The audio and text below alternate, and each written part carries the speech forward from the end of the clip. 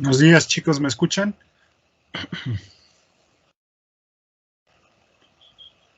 Buenos días, profe. Sí, se escucha. Gracias. Bueno, buenos días a todos nuevamente, bienvenidos. Vámonos con la clase 09 de sustancia pura y pues iniciemos. Bueno, chicos, sustancia pura tiene una gran importancia y relevancia para nosotros, ya que son sustancias que utilizamos básicamente como fluido de trabajo para nuestros motores. Obviamente tiene muchísimas más aplicaciones. Nosotros en aeronáutica pues lo vemos principalmente por dos razones. Una por los motores, por sus sistemas de propulsión, y la otra por la aerodinámica que tiene que ver con la atmósfera. Y en esa atmósfera pues encontramos que hay agua. Básicamente en esta fotografía que se muestra de fondo de esta presentación, pues están las sustancias puras más abundantes que están en el planeta Tierra. Una de ellas es el aire, que es la que nos atañe más, pero la otra, también igual de importante, pues es el agua. Básicamente estas dos son sustancias puras que consideramos aquí en nuestro planeta Tierra. Hay bastantes más, pero bueno, pues ahorita el tratamiento que le vamos a dar es, digamos, icónico, es a través de estas dos sustancias. Bien.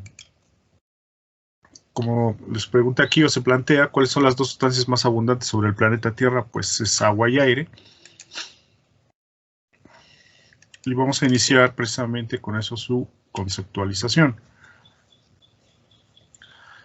Algo que a veces nos puede llegar a confundir un poco, ¿qué es una sustancia pura? ¿Qué sí es y qué no es una sustancia pura? Muy bien. Esta definición es bien importante, muchachos. Dice, una sustancia que tiene una composición química fija en cualquier parte se llama sustancia pura. ¿A qué le llamaremos eso? Fija en cualquier parte. Por ejemplo, el agua, el nitrógeno, el helio, el dióxido de carbono son ejemplos de sustancias puras. Y luego aquí vendría una pregunta muy interesante, muchachos. Vamos a ir tratando de definir esto. ¿Una mezcla puede ser una sustancia pura?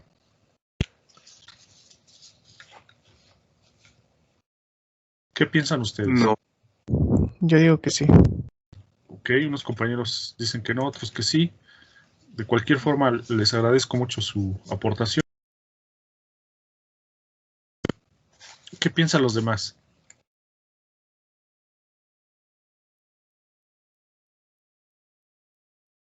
Yo digo que sí se puede. Que no. Sí, sí se puede pasar. Muy bien. Es bueno conocer las dos respuestas. Ojo, una sustancia pura puede ser, como lo dice su nombre, un elemento. Un elemento por sí solo puede ser una sustancia pura, pero también la mezcla puede ser una sustancia pura. Ejemplo, el aire. El nitrógeno como tal por sí solo es una sustancia pura, pero el aire, que es una composición de varios gases, también es una sustancia pura. Entonces, eso nos pudiera llegar a confundir de qué es una sustancia pura. Pero recuerden, una mezcla también puede ser una sustancia pura.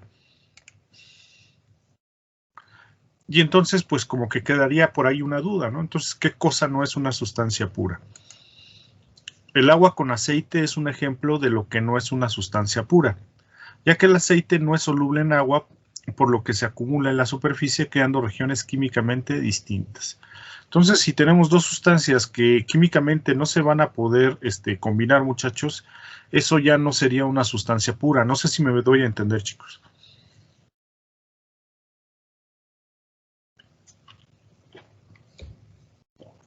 ¿Sí queda más o menos claro esto, chicos, o no?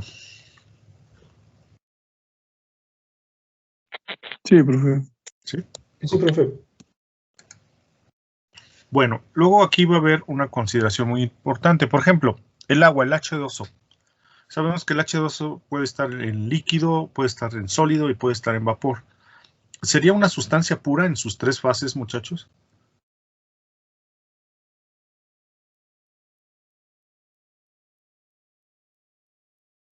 ¿Qué piensan ustedes?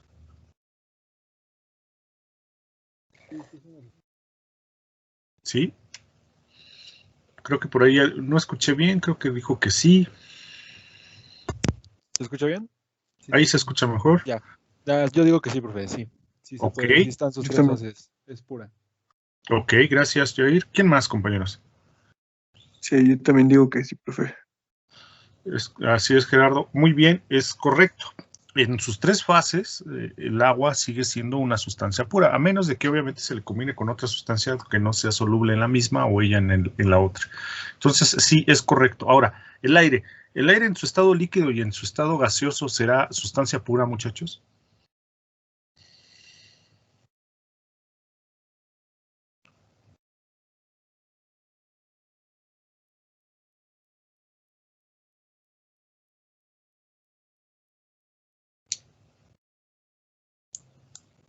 ¿Qué piensan ustedes?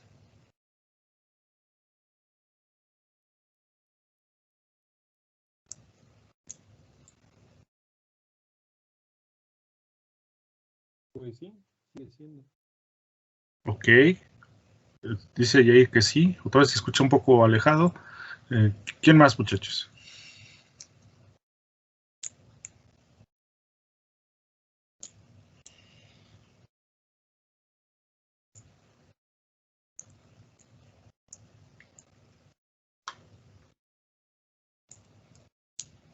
¿Se quedaron pensando o ya se fueron? No, sí, es que yo me quedé pensando. Ok. Eric, ¿querías comentar algo? No, digo que estábamos pensando. Es una pregunta tramposa, ¿eh? Es una pregunta con trampa. Bueno, es que ahí en la imagen pues dice que no, ¿no? Pero ¿por qué no? Ah, ok. Esa es una muy buena pregunta, Eric. Sí, la respuesta es no lo es. Y como dice Eric, bueno, ¿y por qué no? Es algo muy legítimo. Bueno, la respuesta de por qué no es que el aire solamente existe en estado gaseoso. En estado líquido no existe el aire. Recordemos que el aire va a ser una mezcla de varios gases. De hecho, cuando quisieron licuar el aire, es decir, hacerlo líquido, pues se dieron cuenta de que iban saliendo varios gases. De ahí nació el oxígeno, el argón, el neón. Todos esos gases que nosotros conocemos nacen del aire. Y por lo tanto no existe tal cual aire líquido, muchachos. O sea, existen varios gases que en estado gaseoso se combinan y forman el aire. No sé si me explico. Sí. Entonces, tengan mucho cuidado, no existe el aire líquido, tal cual no existe. O sea, es por eso que lo ponen ahí. Está interesante. Entonces, estas son más o menos las pautas primordiales, muchachos. Por ejemplo, el agua, además, es algo que me gusta hacer con los alumnos es preguntarles, por ejemplo, el agua que ahorita hay en Pekín, China, ¿sería igual al agua que existe aquí en la Ciudad de México, muchachos, o no? Sí, ¿no? Es correcto. Sí, ¿por qué, compañeros?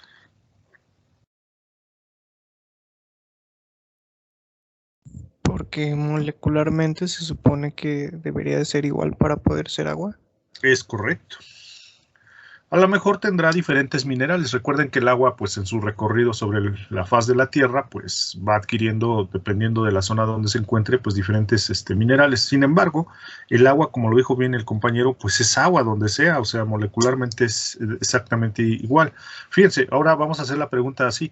¿Será lo mismo, el agua será igual aquí que en la faz de la Luna o en ahorita que está de moda en Marte? ¿Será la misma agua, muchachos?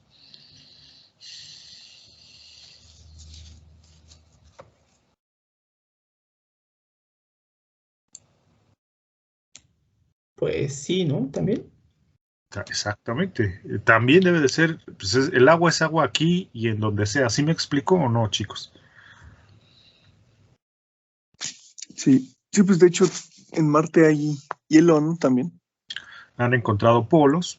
También creen que abajo de algunas superficies de la superficie marciana hay agua, ¿no? Pero ¿por qué es tan importante? Porque, bueno, pues posibilita muchísimas cosas, ¿no? Pero el agua, vamos, en pocas palabras, el agua es agua aquí y en Marte. ¿Sí me explico, chicos?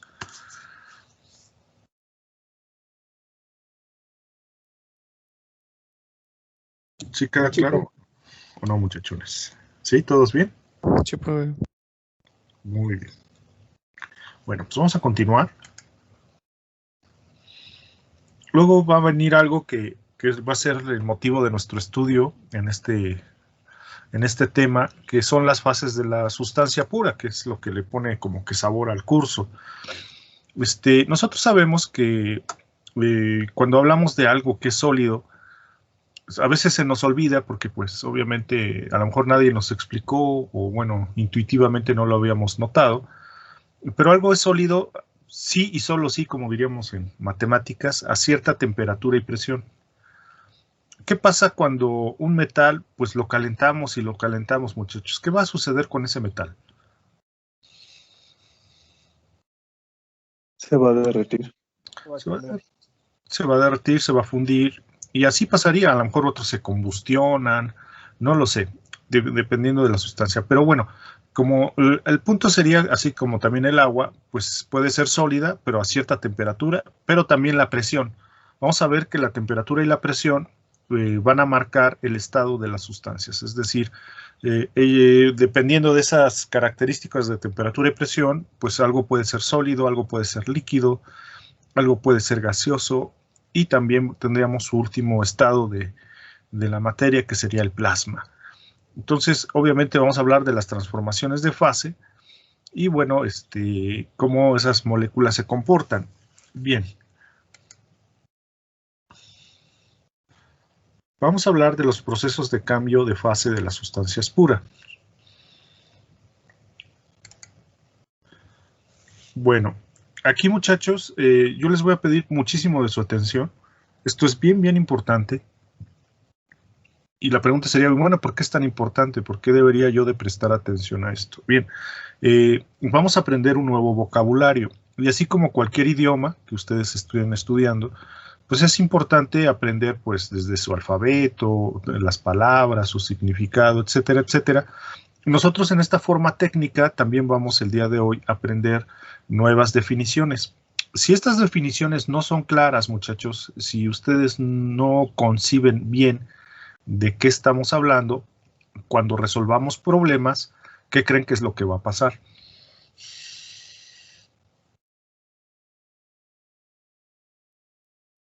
Nos vamos a confundir y no vamos a saber qué hacer. Es correcto.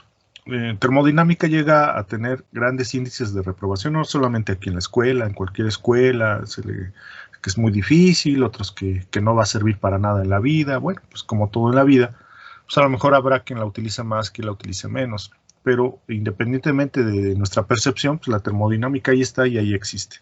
Ahora, el punto es, bueno, yo quiero aprender, yo quiero resolver bien mis problemas. Bueno, la entrada básica es precisamente comprender los conceptos. Entonces, por eso es que yo les pido su atención, porque vamos a ir aprendiendo lenguaje y este lenguaje se va a traducir después en cómo voy a plantear y desarrollar un problema. Muy bien, vamos a comenzar con esta parte, muchachos. Vamos a imaginar que tenemos un cilindro que está abierto hacia la atmósfera. Obviamente tiene un fondo, ahí atrapamos un gas o una sustancia, vamos a imaginar que es agua, vamos a poner agua, y la vamos a atrapar con un émbolo, de tal forma que el émbolo se puede desplazar hacia arriba y hacia abajo. Muy bien. Aunque ahí aparece la velita, vamos a imaginar que todavía no ponemos la velita, que simplemente está atrapado. A lo mejor apenas si vamos a encender la vela. Y como ustedes podrán ver, si no consideramos de momento el peso del émbolo, la presión que sufre el agua sería precisamente la de la atmósfera. Entonces tendría la figura de la izquierda que dice presión igual a una atmósfera y temperatura a 20 grados Celsius. Vamos a imaginar que es un día tibio, es un día templado y tiene 20 grados Celsius de temperatura. Bien, como ustedes pueden ver, la presión atmosférica pues está comprimiendo dicho líquido. Entonces ese le vamos a llamar líquido comprimido. Y les vuelvo a hacer la pregunta, ¿sí queda claro qué es el líquido comprimido, muchachos?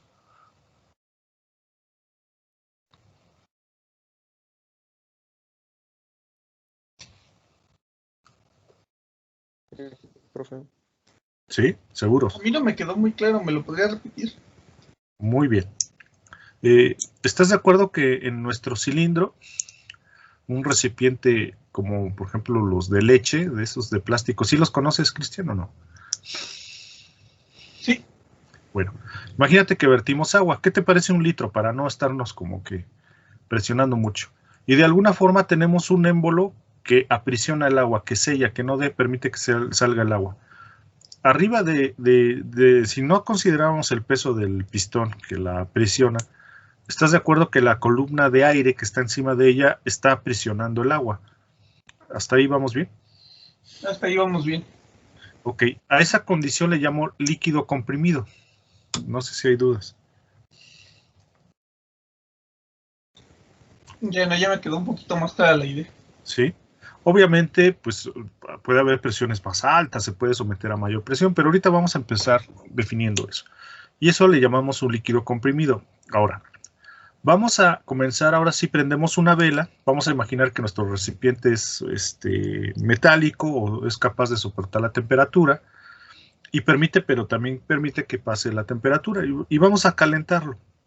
Muy bien, vamos a hacer la pregunta tradicional. ¿A qué temperatura hierve el agua, muchachos?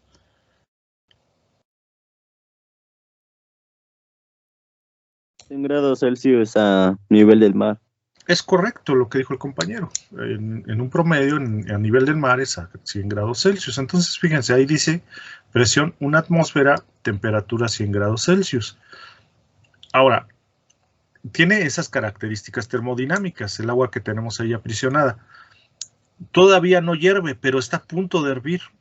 No sé si se pueden imaginar esa condición, muchachos. Está a nada de comenzar a hervir. ¿Sí lo conceptualizan o no, chicos? Sí, profe. Bien. A esa condición le vamos a llamar líquido saturado. ¿Sí queda claro o no, chicos? ¿Queda claro? Bien, entonces ya hemos aprendido que es un líquido comprimido, ahora que es un líquido saturado. Y ojo, saturado, digamos que tiene dos vertientes, ahí hay que tener mucho cuidado. Dice, saturado. En las fases se entiende aquella etapa que si es líquida, va a pasar a evaporarse. Ahora, si está en estado de vapor, está a punto de condensarse. Muy importante. ¿Queda claro esto, muchachos? Es decir, aquí vimos un líquido que es saturado, es decir, está en estado líquido, pero está a punto de comenzar a evaporarse. Ahora, si estuviera en estado de vapor y quitamos la vela y se deja de calentar, se va a condensar, es decir, se va a volver a ser líquido. ¿Sí queda claro esto o no, chicos?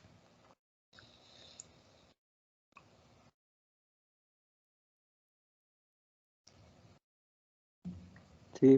Sí, profe. ¿Sí? ¿Seguros? Bueno. Bueno, entonces vamos a continuar calentando esa agua que tenemos ahí en ese recipiente, pero ahora sí ha hervido, muchachos. Ahora sí está hirviendo. Es decir, vamos a tener una fase donde ya hirvió y tenemos un vapor, se está formando un vapor. A ese vapor le vamos a llamar vapor saturado. Entonces tenemos una situación de mezcla, tenemos una situación donde tenemos agua y tenemos una situación donde ya se está evaporando y tenemos algo que se llama vapor saturado. ¿Sí queda claro esta parte o no, chicos?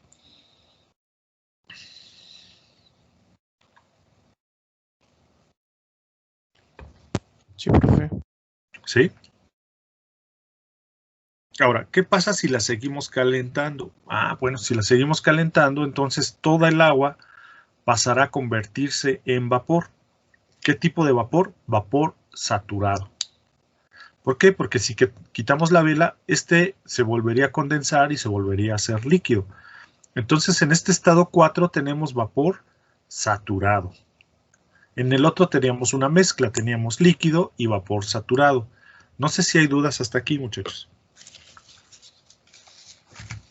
No, profe.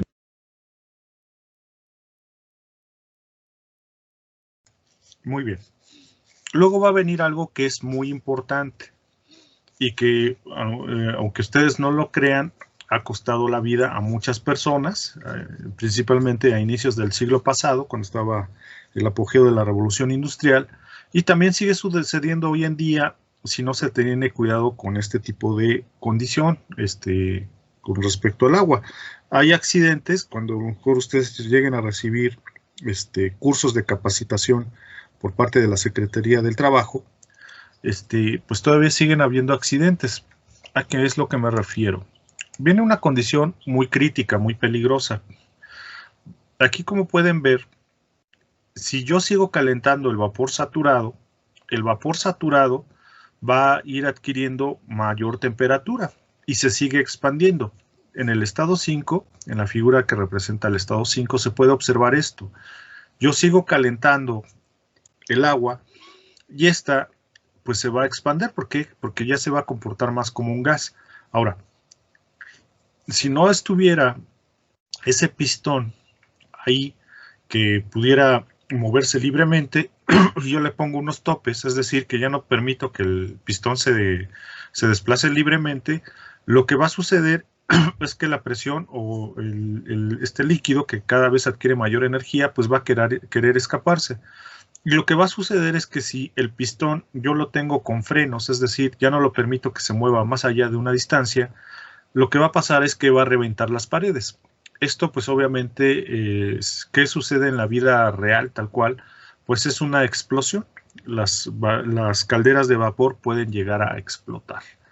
Y esto es lo que es muy peligroso, porque sí puede matar a personas. Y no crean que explota así levemente, explota con muchísima fuerza, de tal forma que, por ejemplo, en los restaurantes utilizan un dispositivo que se llama marmita.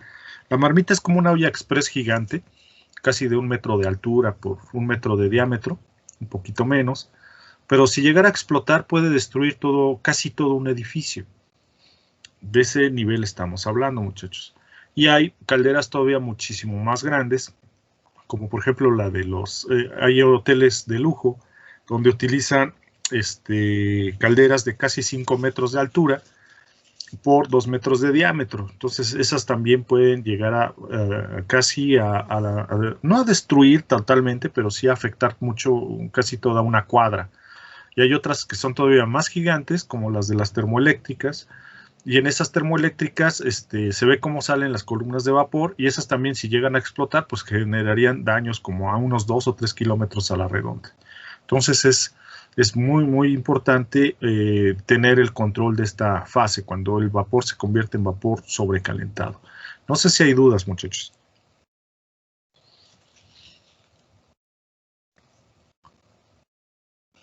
¿Vamos bien? Vamos bien. Bueno. Entonces tengan cuidado, la condición más peligrosa del agua sí es cuando está en estado de vapor sobrecalentado. Como lo decía ahorita el compañero, tenemos que tener mucho cuidado cuando hablamos de hervir. Y obviamente pues el agua es lo que más tenemos a la mano para tener nuestro conocimiento. Y entonces aquí viene algo que se llama temperatura de ebullición. Si yo estoy a nivel del mar y vamos a preparar algún tipo de alimento o un café, pues lo común es que vamos a hacer que hierva el agua, lo vamos a calentar. El agua a nivel del mar va a calentarse a 100 grados Celsius. Pero, por ejemplo, en la Ciudad de México no va a alcanzar los 100 grados Celsius, a los 92 grados Celsius va a comenzar a hervir. Y si, por ejemplo, estuviéramos en la cima del Monte Everest, el agua comenzaría a hervir no a los 100, sino a los 75 grados Celsius. ¿Qué fue lo que cambió ahí, muchachos? ¿Por qué hay esta variación en el fenómeno de que hierve el agua? Por la presión atmosférica, ¿no? Es correcto. La presión atmosférica ha cambiado de tal forma que, pues obviamente, al variar, al existir menos presión, pues el agua hierve a menor temperatura. Y esto es bien, bien importante.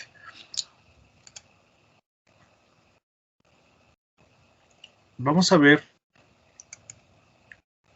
o sea, no dejamos esto a medias, vamos a ver algo que es muy importante con este punto, porque como ustedes pueden observar o pudieron observar, pues dependiendo de la presión va a depender la temperatura de ebullición. Y entonces para ayudarnos pues vamos a tener diagramas para poder predecir este fenómeno. Y nosotros básicamente utilizamos algo que es muy importante, los diagramas. Hay varios diagramas de muchísimos tipos, pero vamos, a nosotros como ingenieros nos llama la atención 3 y en específico 1. Tenemos, por ejemplo, el diagrama de temperatura contra volumen, tenemos también el diagrama de presión contra volumen y tenemos también el diagrama de presión contra temperatura. Pero hay uno, muchachos, que nos va a llamar a nosotros mucho más la atención sobre los demás. Es el diagrama de presión contra volumen. Si están tomando nota, muchachos, yo les agradecería que escribieran lo siguiente. Recuerden que en un fluido, el diagrama de presión por volumen o el producto de presión por volumen es igual a trabajo.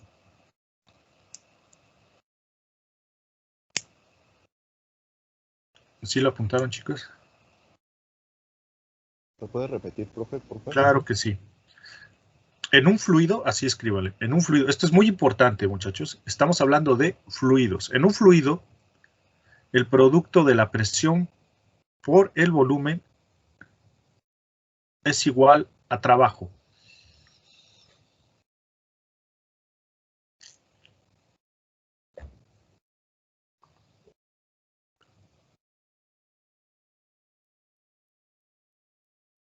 ¿Ya todos?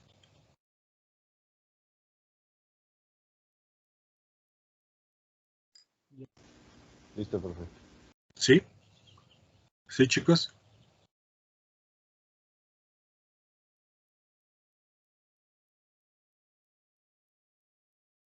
Bien, esto va a ser muy, muy importante. Acá veo que hay un comentario o algo así, déjenme ver quién habló. Ah, gracias. Ahí van. Bueno, vamos a continuar.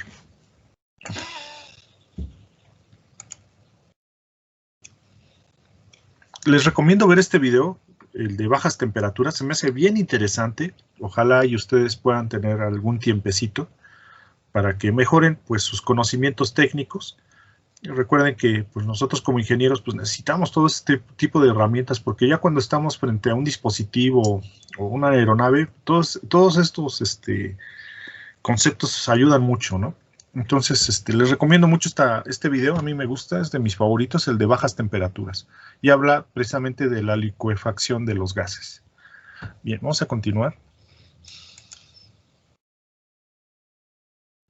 Bien, si como ustedes les había comentado anteriormente, nosotros calentamos un fluido en un recipiente cerrado con una frontera móvil que la proporciona un pistón, pues vamos a ir tomando diferentes temperaturas, diferentes presiones, y nosotros al final del día podemos graficar, como aquí se ve en esta gráfica de temperatura contra volumen, que se va a formar una ojiva, de tal forma que esa ojiva va a tener fronteras. La línea de esa ojiva son fronteras, muchachos. No sé si alcanzan a ver donde dice hasta arriba punto crítico, justo en la punta de la ojiva. ¿Sí se alcanza a distinguir, muchachos? Sí, profe. Sí, muy bien. Ahora, en ese punto crítico es una división. ¿En qué sentido? Vamos a hablar de esto, muchachos. Todas las sustancias puras tienen curvas o tienen gráficas de este tipo. Como ustedes pueden ver, en la región de 1, que se muestra ahí en un color azulito, dice región de líquido comprimido. Tiene solamente una fase. Es puro líquido comprimido, como el que les había comentado al inicio de la clase. Del otro lado de la ojiva, donde está el punto crítico, tenemos la región de vapor sobrecalentado, justo lo que les había comentado, esa fase que puede llegar a ser muy peligrosa. Dependiendo de las condiciones de presión y temperatura, el líquido puede convertirse en vapor sobrecalentado casi instantáneamente o casi mágicamente. Por eso es que existe ese punto crítico. Es raro hacerlo, pero sí se puede hacer y sí se puede lograr. Bien, ahora, dentro de la ojiva vamos a tener un comportamiento de este fluido que va a mostrar dos fases, una fase líquida y una fase gaseosa. como la que precisamente se ve en la figura de la izquierda. Y esa fase le llamamos mezcla. ¿Sí queda claro esto, muchachos? ¿Qué es lo que las regiones que nos muestra acá en estos gráficos? Sí, profe. Sí, muy bien. Esto es de lo más importante. ¿Por qué? Porque de ahí van a ser precisamente todo lo que vamos a ir desarrollando, pues, por decirlo así, matemáticamente. Obviamente, pues el que más nos interesa es el de presión por volumen. ¿Por qué a nosotros, como ingenieros, compañeros, nos interesa mucho el comportamiento de presión contra volumen, chicos?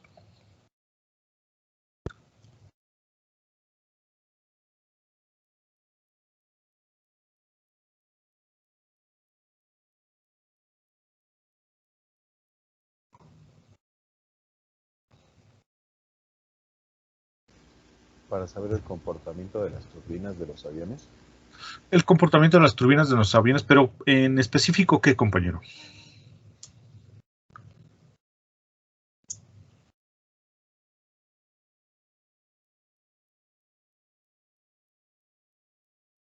En la cantidad de aire que pasa por ellas. Pero físicamente, ¿qué es lo que necesitamos saber, compañero? Tú como ingeniero. ¿Será lo mismo mover un Airbus A380 que un Learjet para 10 pasajeros? No, pues no. Ok. ¿Bajo qué el concepto físico nosotros vamos a saber cómo poder calcular un tipo de motor para uno y otro?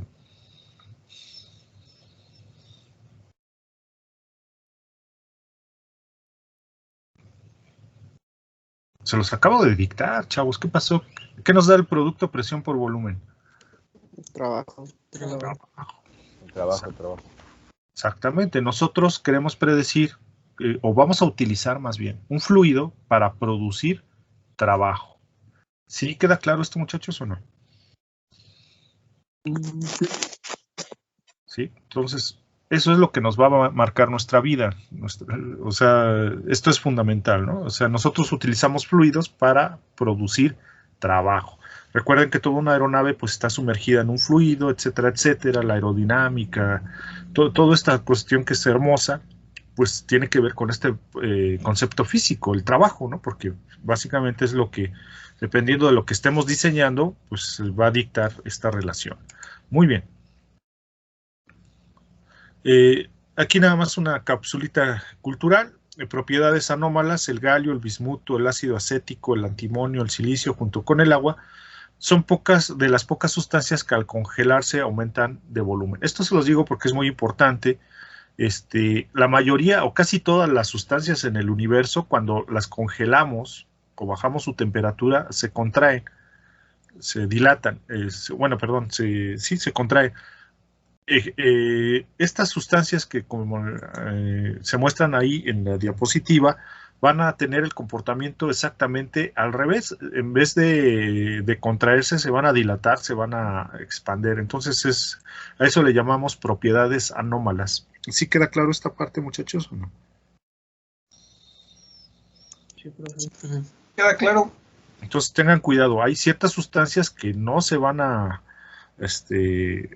no se van a contraer, no se van a, digamos, como achicar, sino al contrario, se van a agrandar. Entonces hay que tener cuidado con ese tipo de comportamiento de las sustancias. Muy bien. Bueno, pues ya vamos a entrar, esto era la parte, digamos, que introductoria de la parte de las sustancias puras, la cuestión general, y pues tenemos que entrar ya a la parte un poquito más técnica, que es las tablas de propiedades. Como les había comentado, pues es importante que ya vayamos trayendo, o bueno, si lo tienen en su dispositivo electrónico, que puedan ir consultando las tablas de propiedades. Lo que vamos a ir aprendiendo es a manejar las tablas de propiedades.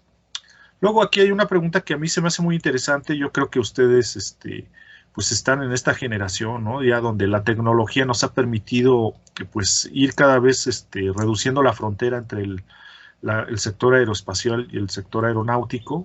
Cada vez se están compartiendo más.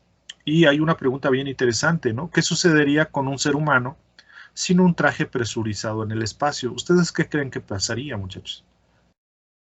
Se le expanden los pulmones y todo el aire que está en su sistema se va a hacer más grande. Exactamente. Exactamente. ¿Qué más? ¿Qué otras opiniones tienen, muchachos? Se congela. Otras que se congelaría, ¿no? También es térmico. Muy bien. ¿Qué más, chicos?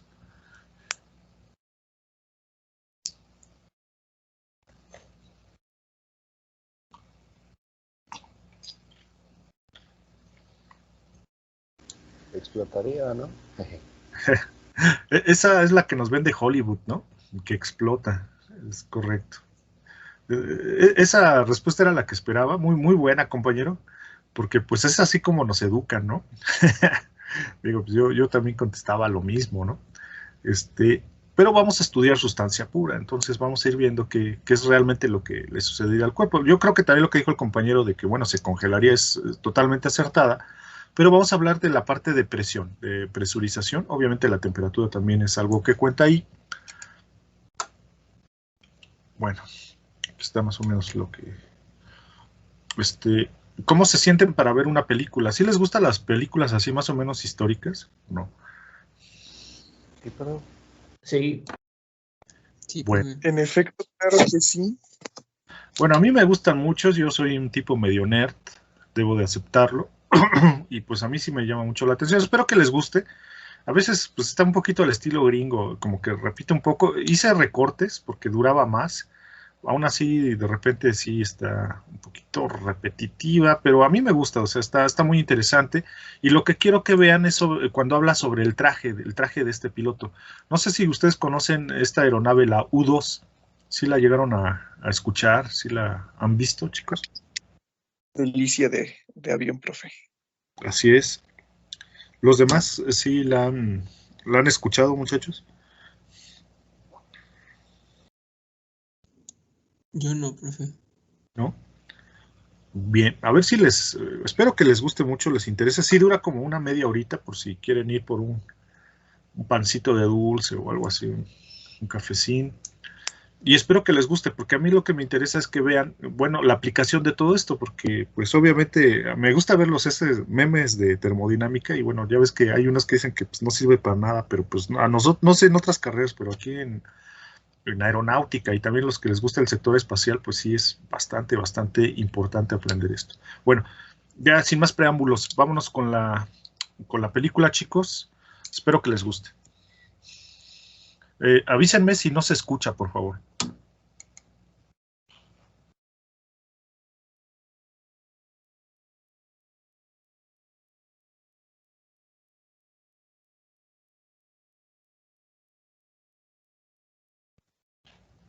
Pues yo ni escucho ni veo, profe. Sí, no se ve, espérame. No sé qué esté pasando.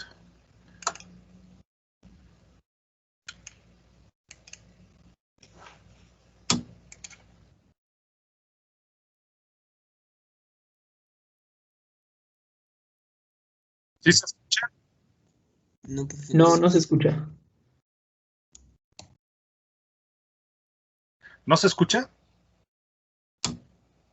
No, profe. No. No, profe. escucha. No se escucha nada. Ok. Vamos a ver qué está pasando aquí.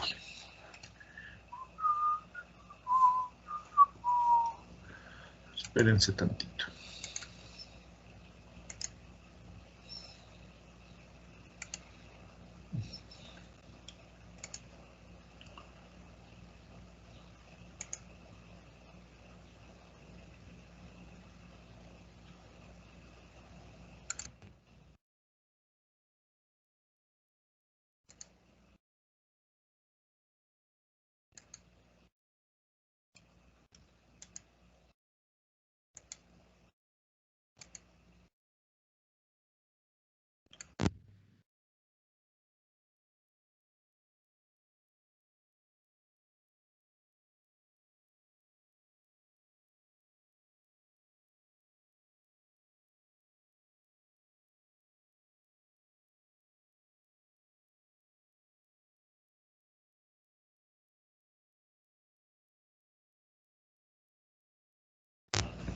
¿Sí se escuchó, muchachos, o no se escuchó?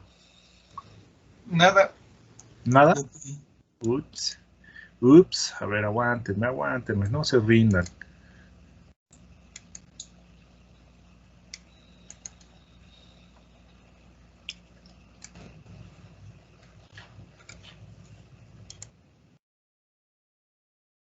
¿Se escuchó ahí o no?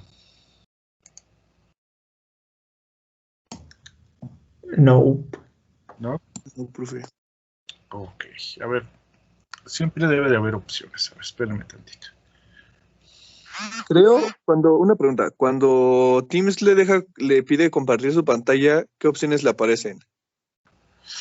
Pues es que es la parte de dispositivos, porque en la otra clase sí pude, sí escucharon el video. Aquí ahorita no sé por qué está haciendo esto. Pero, ¿sabes qué? Espérame tantito. Como dicen, vamos para allá.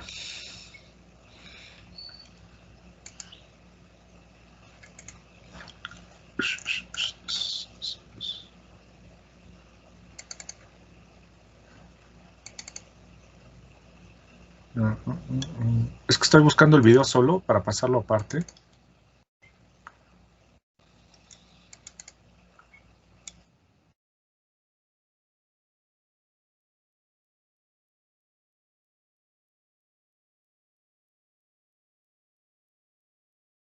Yo sé que ahorita no se ve, pero sí se escuchó, ¿o no?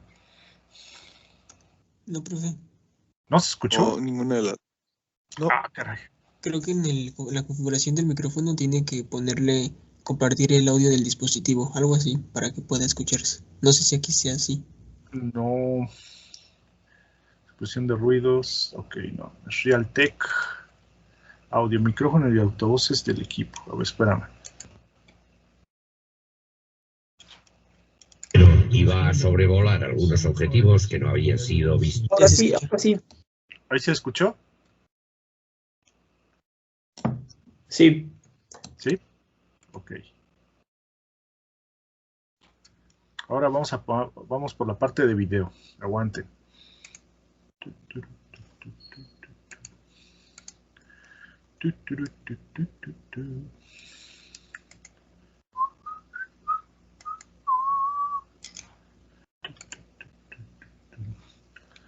¿Ya se ve ¿Ya se ve la imagen, chicos? Sí. ¿Sí? A ver. Está pilotando uno de 1 de mayo de 1960. El piloto de la CIA, Francis Gary Powers, lleva a cabo una peligrosa... ¿Sí se escucha y se ve? Sí, profe, ahora sí. Ok, ahora sí, vámonos. Misión de alto secreto al otro lado del telón de acero. Iba a sobrevolar algunos objetivos que no habían sido vistos antes. Está pilotando uno de los aviones espía más increíbles que se han construido, a 21.000 metros de altura, donde el cielo se une al espacio exterior. A esa altitud no hay mucho margen para el error. Pero cuando los soviéticos lo descubren, abren fuego con una nueva arma mortal. Tenían el avión controlado desde el momento en que entró en el espacio aéreo soviético. El tiempo y la suerte se han terminado para Power, el U-2 y las relaciones soviético-americanas.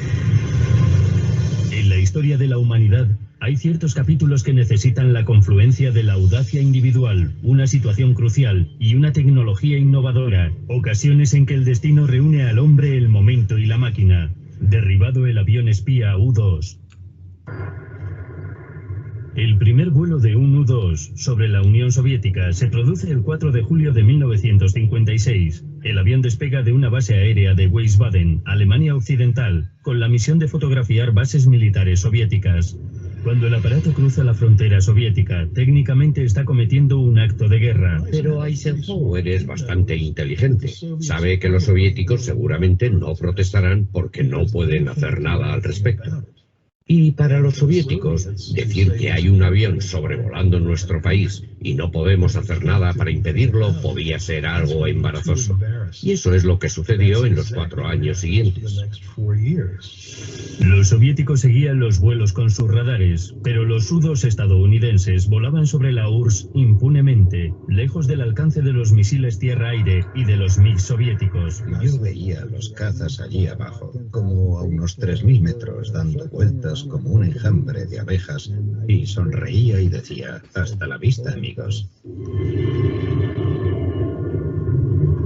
Esto nos permitió por primera vez observar desde arriba a la Unión Soviética, ver los hilos de misiles y las fuerzas de tierra, así como las zonas a las que habíamos tenido un acceso limitado con los anteriores recursos humanos y métodos tecnológicos de recopilación de datos. En 1956, las fotos de los U-2 revelaron que las ciudades y los ciudadanos norteamericanos no corrían tanto peligro como se pensaba. Algunos creían que había más de 800 bombarderos en los aeródromos de la Rusia comunista, cuando de hecho eran unos 100 o 200. Reafirmado en sus posiciones, Eisenhower no ordena la construcción masiva de bombarderos, que podría ser peligrosa, sino que se centra en suavizar las relaciones con la URSS.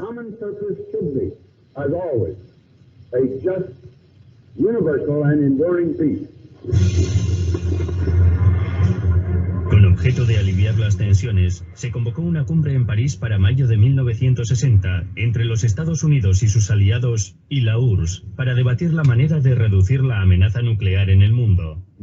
Y aquella fue seguramente la primera ocasión en que se pudo establecer un acuerdo importante entre los dos países.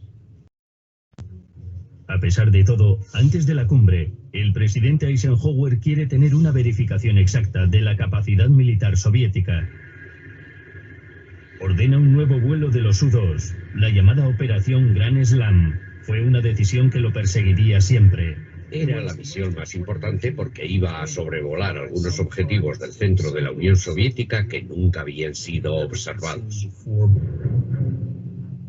Esta misión extremadamente peligrosa iba a ser el primer vuelo que atravesara la URSS de norte a sur, recorriendo casi 5.000 kilómetros. Se espera que la operación confirme las localizaciones de varias bases de misiles de largo alcance del norte del país, con capacidad para llegar al territorio norteamericano. Con la cumbre en ciernes, la misión se hace especialmente urgente. Pilotar el U-2 en esta invasión profunda y audaz del espacio aéreo soviético exigía un piloto de una capacidad y fortaleza extraordinarias.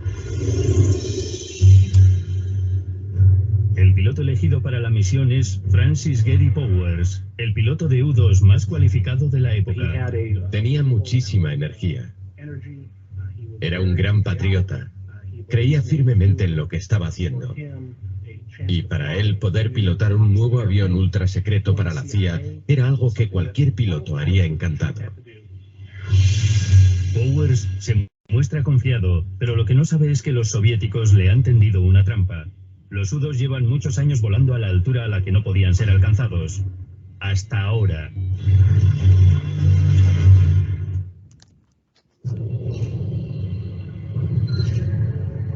El presidente Eisenhower ha ordenado la Operación Gran Slam, un vuelo espía a 5.000 metros de altura sobre la Unión Soviética.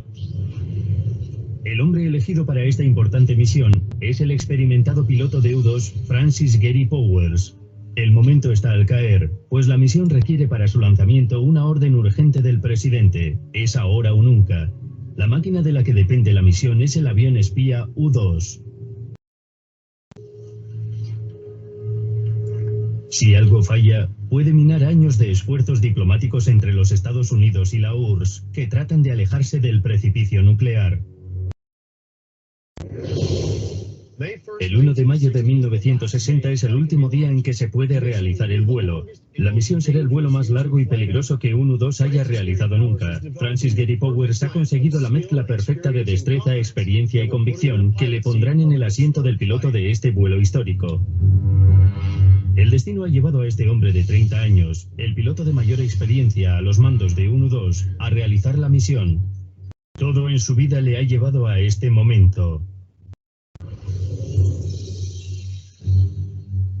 Powers nació el 17 de agosto de 1929 en Bourdain, Kentucky, en el corazón de la región minera.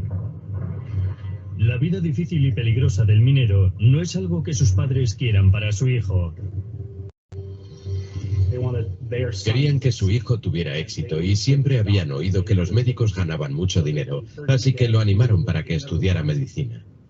Mucho antes de tener edad para la universidad, en 1944, Gary, que tiene 14 años, convence a su padre para que le deje dar una vuelta en una avioneta. Así que dio el paseo en aeroplano y se enamoró de la aviación y así supo que iba a ser aviador. Presionado por su padre, estudia medicina y en 1950 se gradúa por la Universidad de Michigan, Tennessee. Pero pronto la escalada del conflicto en Corea lleva a Powers al servicio militar. Tenía muchísima energía, era un gran patriota. Creía firmemente en lo que estaba haciendo. Aunque no realizó ninguna misión de combate, ganó mucha experiencia pilotando los aviones militares más avanzados de la época.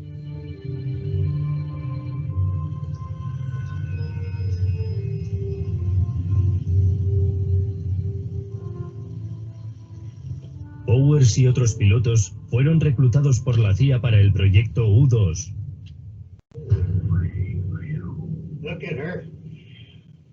Buscan pilotos con gran experiencia de vuelo. Pilotos que puedan pasar una prueba psicológica para llevar el U-2 y en los que puedan confiar plenamente.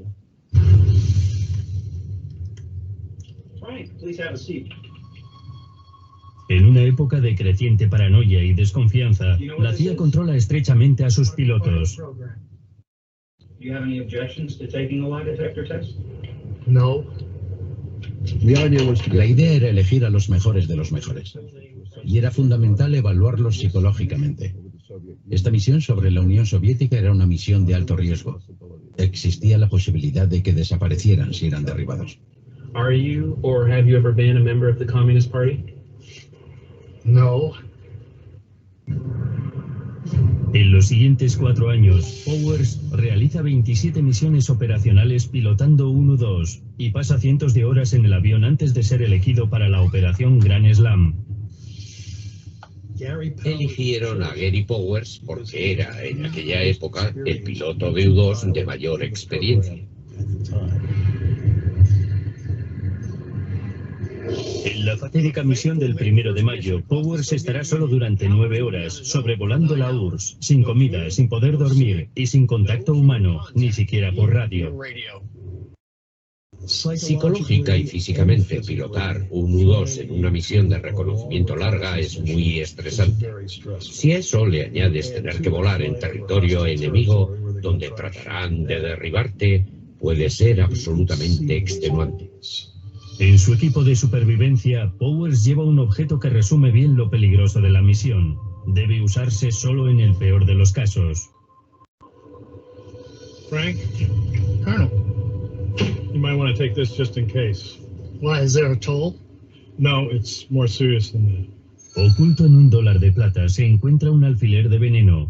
Si fuera capturado, Powers tendría la opción de quitarse la vida. Se suponía que si te capturaban te iban a interrogar y torturar, así que eso era un modo de aliviar el dolor y el sufrimiento y evitar la tortura. Have a good flight.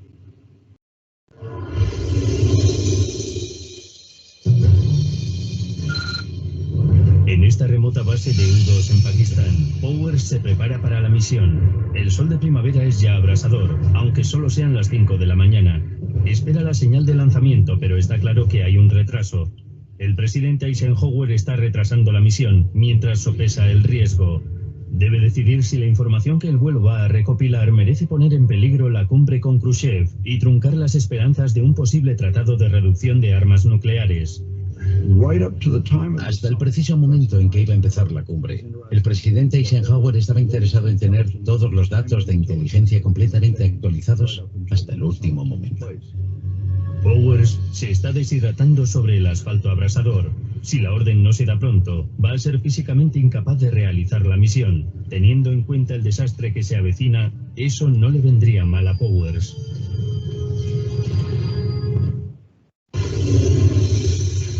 El El U-2 está formado básicamente por una serie de cámaras asombrosas montadas sobre un planeador a reacción. Con su motor Pratt & Whitney J57P37, el U-2 tiene un empuje de 4.500 kilogramos y una velocidad máxima de alrededor de 700 kilómetros por hora, lejos de la velocidad del sonido.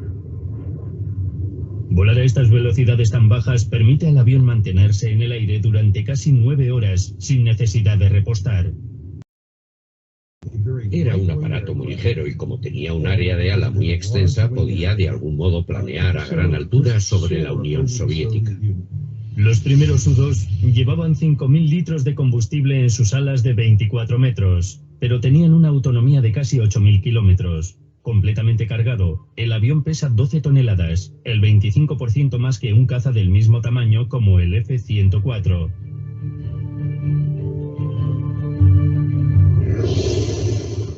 Para que el avión pudiera volar en altitudes extremas, los diseñadores construyeron el U-2 en un aluminio ultraligero. Como consecuencia, solo puede soportar una presión de 2,5 G, que es la mitad de la mayoría de los aviones militares de la época. Los pilotos de los U-2 notaban que todo parecía más ligero de aquello a lo que estaban acostumbrados. La cola estaba sujeta con 3 tornillos. Para el U-2, cada kilo extra significa una pérdida de altitud, lo que acerca el avión al enemigo.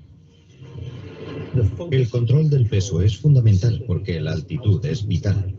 Tenías que mantenerte a gran altura para así poder evitar las defensas aéreas. Pilotar un U-2 a 21.000 metros es un logro increíble en materia de aviación. El piloto necesita mucho entrenamiento y un equipo especial para operar en estas condiciones. Este es el último traje de presión que usan los pilotos del U-2 en sus misiones.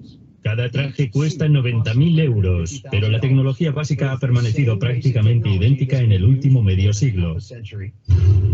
Hoy estamos en la base aérea de Vail, en California, donde me voy a poner el traje y voy a entrar en una cámara de altitud que simula las condiciones extremas que un piloto de U-2 experimenta durante una misión de vuelo.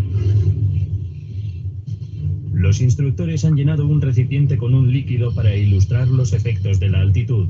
Cuando el traje empieza a presurizarse, se empieza a poner blando. Vamos a cerrarlo. 18.600 metros. 18.900.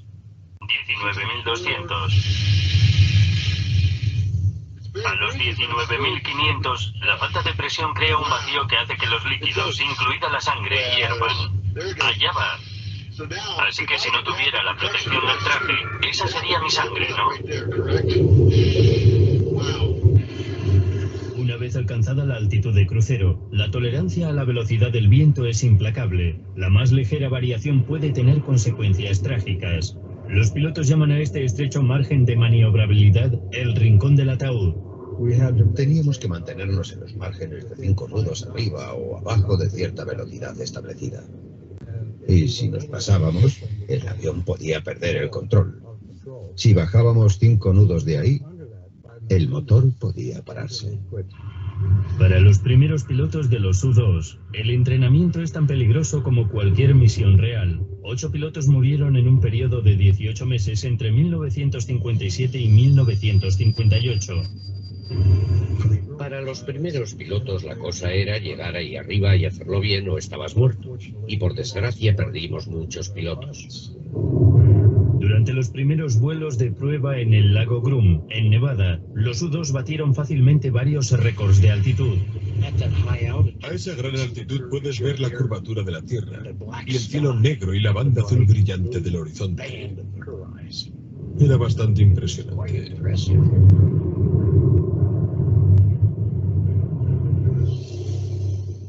El U-2 es una maravilla de la tecnología, pero también tiene peculiaridades que lo hacen complicado de pilotar. Por ejemplo, a causa de su tren de aterrizaje, que solo tiene 2 ruedas en el fuselaje, ha de usar estos zancos para sostener las alas durante el aterrizaje y el despegue. Es un diseño poco habitual para aligerar peso. Los zancos se caen del avión cuando despega para enfrentar el empinado ascenso. No usamos toda la potencia en el despegue. El avión prácticamente salta al aire y se eleva casi verticalmente. Tan innovadora como las características de vuelo del U-2 es su capacidad fotográfica, que es asombrosa. Dos cámaras especialmente diseñadas para el avión pueden sacar fotografías perfectas de objetos pequeños desde una altura de 20.000 metros. El U-2 tiene una cámara panorámica que oscila y te da una visión de amplias franjas de suelo. La otra es una cámara de seguimiento que fotografía una pista muy estrecha para poder ver con precisión por dónde ha estado volando el U-2. La cámara principal del U-2 utiliza una lente de 91 centímetros para obtener resoluciones de 100 líneas por milímetro, lo cual es 4 veces más potente que las cámaras convencionales de reconocimiento aéreo de la época. En algunos de los primeros experimentos de cámara fueron capaces de identificar la anchura de las líneas blancas pintadas en un aparcamiento. Las revolucionarias lentes corrigen las distorsiones que el ángulo de la cámara y la curvatura de la Tierra pudieran causar, permitiendo mediciones extraordinariamente precisas. La cámara es tan sorprendente como el propio avión. Cada una de estas cámaras lleva un rollo de película de 23 centímetros de ancho y más de 1,5 kilómetros de largo, suficiente como para fotografiar 3.200 kilómetros de territorio, pero no disparan automáticamente. En cada misión, a los pilotos de los U-2 se les dice exactamente en qué lugar del territorio soviético deben encender las cámaras. ¿Cómo podían interpretar las fotos? Volábamos sobre muchos aeródromos al mismo tiempo, y en uno como este podíamos contar exactamente cuántos bombarderos tenían en ese momento, y en varios de ellos no había ningún bombardero. De modo que los movían de un lado a otro. Exacto. Tras muchos retrasos, la misión está lista para ser lanzada.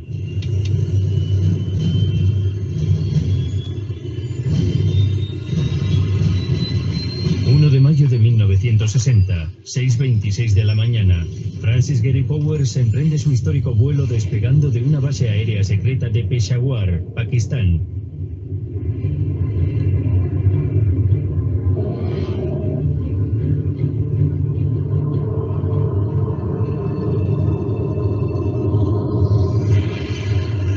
Cuando penetra en la Unión Soviética, pulsa el botón del micrófono. Los receptores de radio norteamericanos pueden recibir su señal, pero esa será la única comunicación que los pilotos tendrán con la base.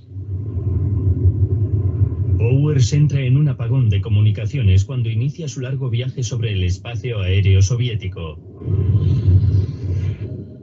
En cuanto cruzas la frontera, notas la diferencia. Saber que hay gente que intentará derribarte si puede, produce una sensación extraña. ¿Estarán tratando ahora mismo de derribarme? El U-2 de Powers es detectado en cuanto entra en el espacio aéreo soviético. Los soviéticos conocían esos vuelos desde que empezaron el 4 de julio de 1956, pero hasta hacía poco no habían sido capaces de detenerlos. El día elegido para el vuelo, el 1 de mayo, subraya aún más el insulto. El 1 de mayo es una fecha importante en la Unión Soviética. El Estado comunista es un estado de trabajadores y campesinos, y este día glorifica a los trabajadores. Es tradición que Khrushchev y todos los máximos líderes se reúnan en la Plaza Roja. A las 6 de la mañana despiertan a Khrushchev. Suena su teléfono. Presidente Khrushchev, hay un U-2 sobrevolando territorio soviético. Khrushchev se siente ultrajado. ¿Cómo se atreven a hacernos esto? Especialmente un día como hoy, el 1 de mayo. Hay que derribar ese avión. Cuando los soviéticos supieron de los vuelos de los U-2 ya en 1956, aceleraron el desarrollo de su capacidad de defensa antiaérea. Para 1960 desplegaron el V-75 Dina, un misil tierra-aire letal capaz de alcanzar al U-2 a 21.000 metros de altitud. Los estadounidenses lo llamaron el SA-2. Es un misil de un diseño muy sencillo, de modo que los soviéticos pueden producir miles de ellos o desplegarlos por todo el país. Tiene la velocidad y la altitud necesaria para alcanzar un U-2. Algunos miembros del gobierno norteamericano piensan que el derribo de uno de estos aviones es solo cuestión de tiempo. En el fondo sabíamos bastante bien que cualquier día iban a derribar un avión. Ahora, con esta nueva arma que puede alcanzar al U-2, los soviéticos tienen a Powers en su mira y están dispuestos a terminar con esta amenaza estadounidense de una vez por todas.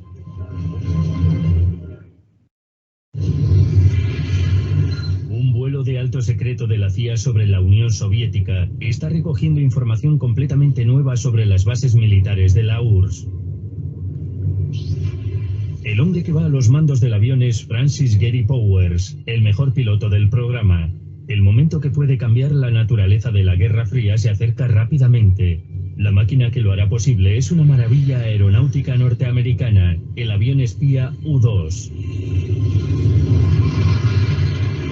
Queríamos conocer la realidad de sus programas de bombarderos y de misiles, y eso solo nos lo podían ofrecer los U-2. No podíamos obtenerlo por otros medios.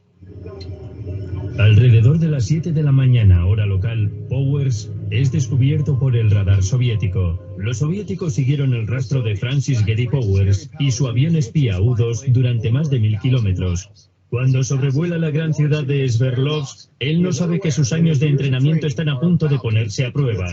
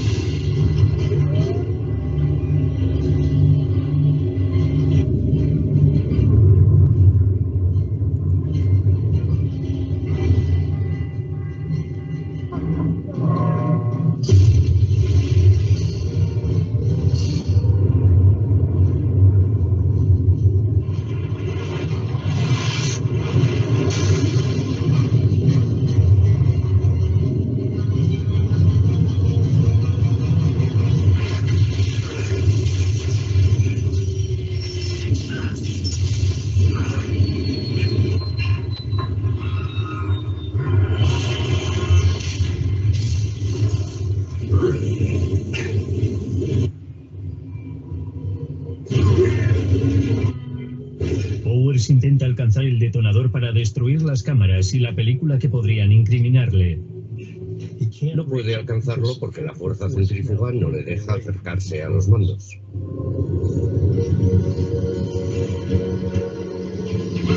Y lo que es peor, no puede retirar sus piernas del recorrido del asiento eyectable.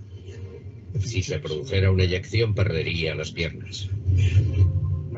Mi padre se encontró girando como una peonza y cayendo sin control hacia el suelo.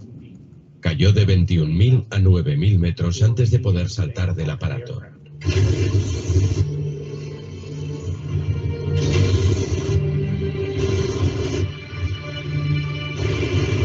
Y su paracaídas se abrió automáticamente a los 4.500 metros de altura. Powers también sabe que su cobertura ha quedado hecha añicos. Intenta librarse de todas las pruebas inculpatorias, incluido el dólar de plata que lleva su alfiler venenoso. Abre el dólar de plata, saca el alfiler y se lo guarda en el bolsillo y tira la moneda por ahí. Los pilotos no tenían órdenes de suicidarse o de usar el alfiler. Podían optar por hacerlo o no. Y también podía usarse como arma ofensiva. Si alguien se interponía entre mi padre y la libertad, un pequeño pinchazo y fuera. Powers cae en las tierras de un granjero, en las afueras de la ciudad soviética de Sverdlovsk.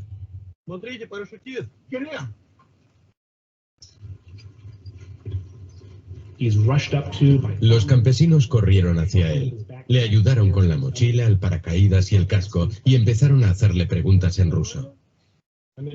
Los campesinos enseguida se dieron cuenta de que no era un piloto soviético. Mi padre no hablaba ruso, así que se encogió de hombros, lo que puso nervioso a uno de los campesinos que llevaba una horca. Mi padre escribió en el barro USA para que supieran que era estadounidense. Poco después apareció un coche negro del que bajaron dos hombres.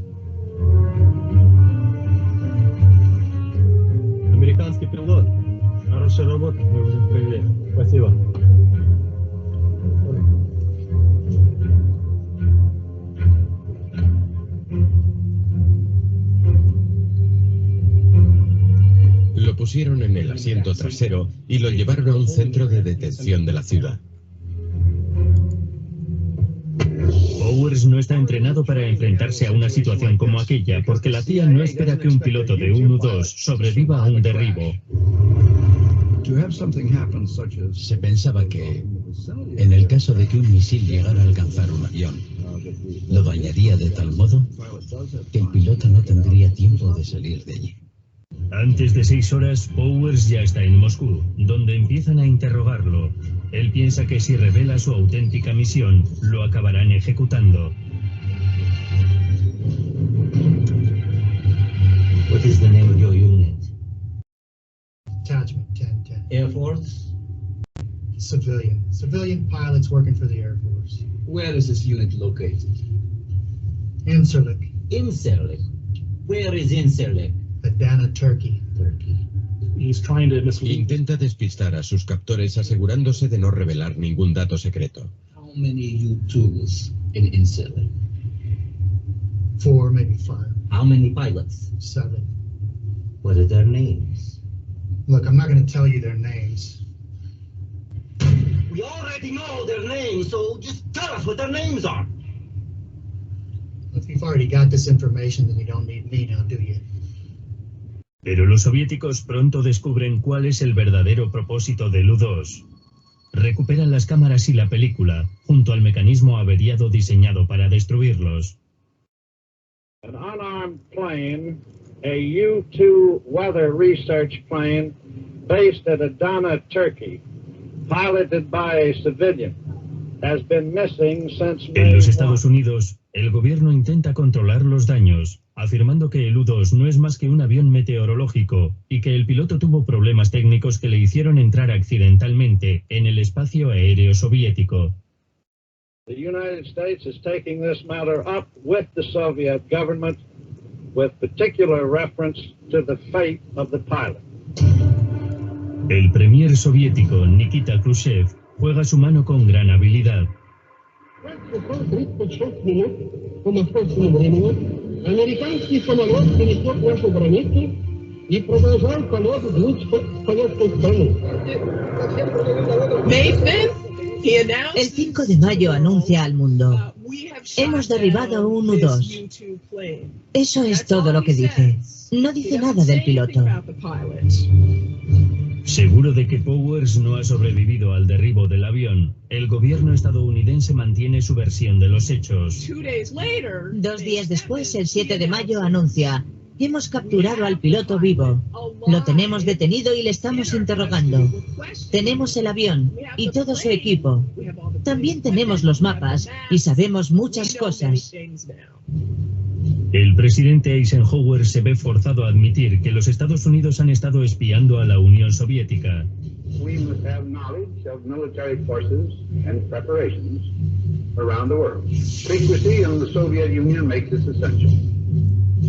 El reconocimiento de Eisenhower elimina todo atisbo de buena voluntad entre las superpotencias. La coexistencia pacífica con Occidente y la cuestión de dedicar más o menos recursos domésticos al gasto militar, que eran las dos grandes políticas de Khrushchev, recibieron un golpe mortal aquel 1 de mayo. A causa del incidente, la cumbre de París de 1960 fracasa y Powers acaba en prisión. Pasa los primeros meses en aislamiento. La vida en la cárcel fue muy deprimente para mi padre. Estaba muy preocupado por no poder volver a salir nunca de allí. Agosto de 1960, Powers es juzgado en Moscú ante la mirada de todo el mundo. Sus padres y su mujer se encuentran presentes y Powers se defiende lo mejor que puede. I realize the Russian people think of me as an enemy. I plead with the court to judge me not as an enemy, but as a human being who is not a personal enemy of the Russian people. Cuando los jueces soviéticos se retiran a decidir el destino de Powers, la mayoría de la gente piensa que será considerado culpable. La que no está clara es la sentencia: cárcel o muerte. Moscú, 19 de agosto de 1960. Un piloto estadounidense está siendo juzgado después de que su avión espía U-2 fuera derribado sobre la Unión Soviética. El hombre es Francis Gary Powers, que realiza una misión aprobada por el presidente Eisenhower. En casa, el padre de Powers, Oliver, presiona para tratar de que liberen a su hijo. En contra de todas las posibilidades, espera que su denodado esfuerzo pueda poner en marcha el mayor intercambio de espías de alto nivel entre los adversarios de la Guerra Fría. Mi abuelo le escribió una carta a Rudolf Abel, un hombre que se encuentra preso en una penitenciaría de Georgia, cumpliendo una condena de 30 años por espionaje contra los Estados Unidos. El espía soviético Rudolf Abel, un hombre al que Powers no ha visto nunca, puede desempeñar ahora un papel clave en su liberación. El coronel Abel había sido uno de los oficiales de inteligencia más veteranos y eficaces de los que habían trabajado en los Estados Unidos. Se encontraba en Nueva York cuando fue detenido. Y mi abuelo le preguntó directamente, ¿con quién tengo que hablar en la Unión Soviética para hacer un canje? Usted por mi hijo. La búsqueda que empezó con un padre que suplica por la vida de su hijo llegó por fin a buen puerto. El gobierno estadounidense abraza la causa de Oliver Powers como un modo de acabar con el incidente del U-2, que ya había hecho bastante daño. 10 de febrero de 1962. Tras casi 2 años en prisiones soviéticas, la mala fortuna empieza a convertirse en buena. Powers es conducido al puente Gleinicke de Berlín, donde el oeste y la libertad le esperan a unos cientos de metros. Stop here. Go on ahead. Mi padre recordaba haber comentado que si algo hubiera salido mal, habría saltado por el puente antes de regresar, pues estaba completamente decidido a no perder aquella oportunidad de quedar libre bajo ningún concepto. Good to see you. You remember me? Murphy. That's right. Hey, just to be official, what's the name of your dog? Charlie. You're Francis Gary Powers. Mr. Powers, next time you come to visit us, I hope you come to visit us as a friend. Next time, maybe I'll come as a tourist. En el momento preciso en que Powers cruza hacia el oeste, Rudolf Abel recorre el camino opuesto hacia la Alemania Oriental. Ambos espías se cruzan en mitad del puente sin decirse ni una palabra. Welcome back. Great to be back.